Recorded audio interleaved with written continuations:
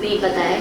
तो 11वें अध्याय में एक कथा आती है कि जिसमें एक बहुत कंजूस सुपर माइजर लिखा हुआ, एक वेल्दी सुपर माइजर, मतलब बहुत पैसे वाले, और जितने पैसे वाले उतने ही कंजूस थे। तो मैं नाम ढूंढने की कोशिश करूंगी और बताऊंगी आप लोग को भी, और खुद को भी मेरे को पता चलेगा। तो उन्होंने क्या हुआ कि कुछ ऐसे सर्कमस्टांसेस हो गए, कुछ उनके जीवन में ऐसी घटनाएं घट गई कि उनकी सारी जो संपत्ति है वो नष्ट हो गई। कंजूस मतलब होते हुए किसी को दिया भी नहीं, और कुछ घटनाओं की वजह से वो जो सारी संपत्ति है वो सारी नष्ट हो गई। तो क्या हुआ, धीमे धीमे कोशिश करी कि ये सब क्यों होता है, कि किस वजह से होता है, मेरे को ये दुख क्यों प्राप्त हुआ।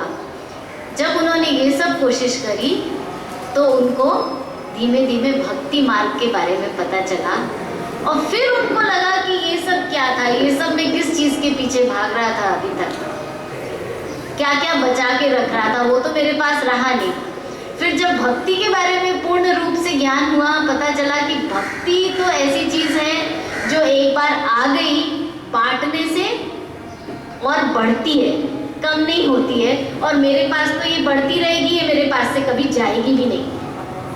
लेकिन अगर पैसा है तो बांटने से घटता भी है, और उसको, और हमेशा के लिए बहुत से बहुत पैसे वाले एकदम गरीब भी हो जाते हैं, बहुत गरीब बहुत पैसे वाले भी हो जाते हैं। लक्ष्मी कभी स्थिर नहीं रहती है, ऐसा कहा जाता है।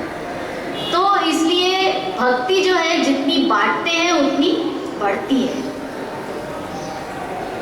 भक्ति ऐसी वस्तु है, ऐसी चीज़ है हमारे जीवन में जो जितना हम बांटेंगे या बढ़ाएंगे तो वो बढ़ती जाएगी और हमारे पास हमेशा रहेगी, जन्म जन्मांतरों तक हमारे साथ रहेगी। इसी जन्म में नहीं रहेगी, जन्म जन्मांतरों तक हमारे साथ रहेगी। 3 अध्याय में श्लोक आता है ना भागवत गीता में, नेहा विकर्म नाशो अस्ति प्रत्यवायो न विद्यते स्वल्पम अपि कर्मस्य त्रायते महतो भयान। थोड़ा भी भक्ति किया वो हमारी प्रॉपर्टी हो जाती है हमेशा के लिए, चिरकाल के लिए। उसका फल कब मिलेगा उसकी अभी हम लोगों को सोचने की ज़रूरत नहीं है, अभी सिर्फ भक्ति करने की ज़रूरत है, क्योंकि अभी तो हमको शुरुआत करनी है। अभी हम लोग सब सिर्फ सुनते हैं, जीवन में कितना अपनाते हैं वो इम्पोर्टेंट है। पर सुनना इसलिए आवश्यकता है, कभी ना कभी तो घंटी बजेगी और हमारे जीवन में हम उसको अपनाना आरंभ कर देंगे। और कलयुग में तो बहुत आसान है भक्ति करना, भगवान ने कुछ भी नहीं बोला है किसी तरह का। अगर हम लोग कोई भी यज्ञ करें तो हम लोग पिछले संडे को सुन रहे थे कि कितना उसके लिए सामग्री जोड़ने की, कितनी शुद्धता की आवश्यकता है। अगर उतनी शुद्धता से नहीं किया तो उसका कुछ फायदा नहीं है।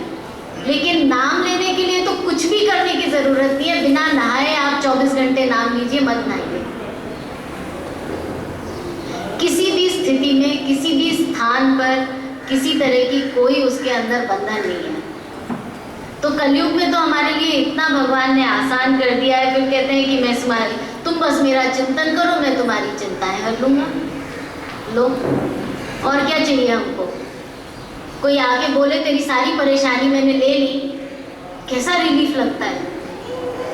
I will sort out your problems, don't worry, you just relax, you just relax. भगवान कह रहे you just relax, all you do is think about me, I will take your worries.